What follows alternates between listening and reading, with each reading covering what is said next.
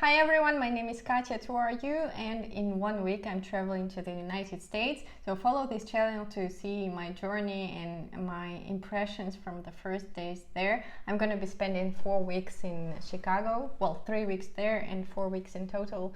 On the other part of the planet.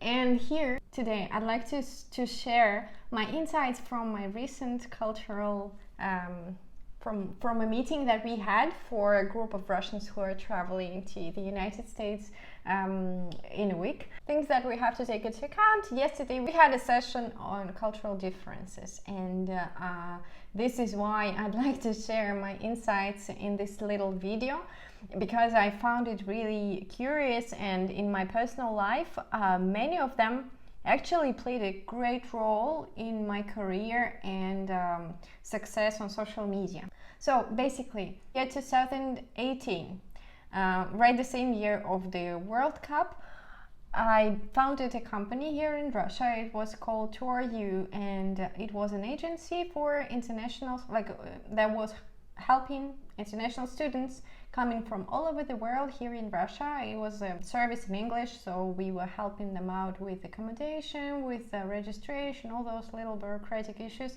And apart from that, my signature trip, Trans-Siberian trip, which I organized myself. I wanted to go there myself, so I thought of the best way to see Siberia and to visit as many cities as possible. In 2 weeks, you visit 8 cities, and you switch trains every night. You basically sleep on the train, and then during the day you enjoy the city and have a city tour. And like this, I went there twice with a group of foreigners, and we were like people from 16 countries. It was a great experience, and since then, even before, like in university, I was always studying in English and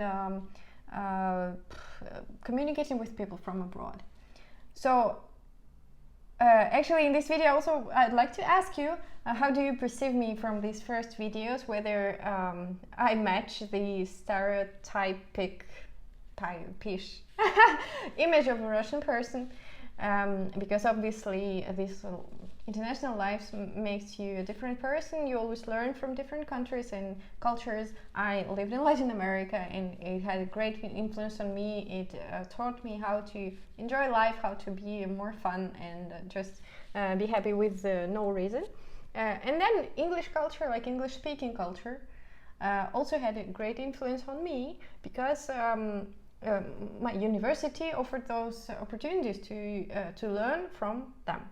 And I think in the modern world it gave me a lot of advantages, and they were mentioned actually in the cultural differences that we were discussing 2 days ago. Basically, the first thing that appears in these stereotypes, or these typical pictures on the internet, are like cliches, right? And talking with Russian people, they say that we are more dependent on we believe in destiny, and kind of it's called a locus of control, right? Am I right? And that we have it like more outside. And think about myself and other Russians who are traveling to the United States. I think we have those things in common, that we also, like, because when you learn the language, you actually learn about the culture, the way of thinking, and those things like marketing, leadership, business, self-development, all those pillars, and self-confidence, if you want, are the basis of English for me. I mentioned in the previous video, and it's not because I just want to say something good. It's because since I'm learning English and dealing with English-speaking people, it definitely made me more better in those aspects that I'm mentioning. And so the locus of control, I kind of moved it more inside of me, right? And there it was mentioned that we are a little different instead, because the culture of entrepreneurship, of leadership in the United States as far as I imagine my, like right now, before going there. So I have a certain before part, right? And I think it's great. It's great that a person is more individualistic in the sense that you believe in your powers, in yourself, and you know that you can influence things around you. And first of all, your life, your behavior, your personality, your family, your business. Like here in Russia, it's more that it happens to me. So there are not many people who are ready to take risk, a little risk, and to have a different result. Also, collectivism part. So that is kind of, I care more about the group result than for my personal result. Obviously, this has impacts, right? So it has good side and bad side. And I like the good side, right? So in Latin America, for example, they also have these more shared things. So it's not only about me and my goals, but of course I have to take into account.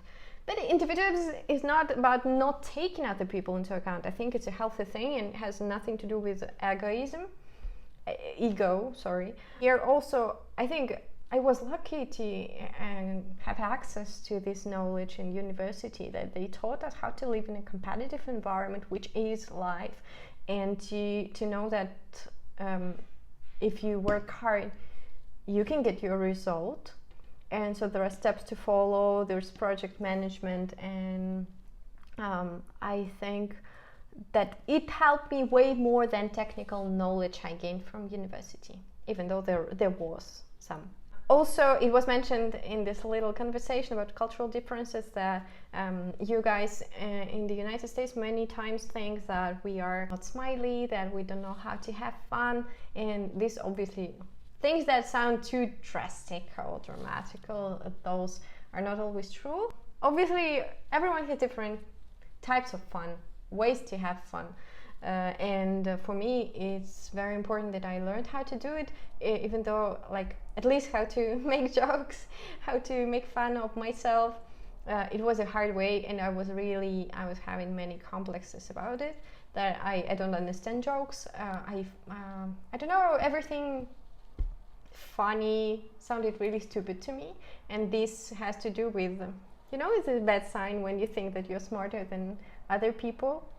It's a bad way of thinking, and now I'm happy to have changed that. And even though I'm not the comedian or the best comedian of the world, but I know that at least I can make some jokes. I can somehow make the tense or the atmosphere of like when it's not comfortable in certain situations. So there you have a chance to change it quickly with a little joke, and I think it's a good skill too.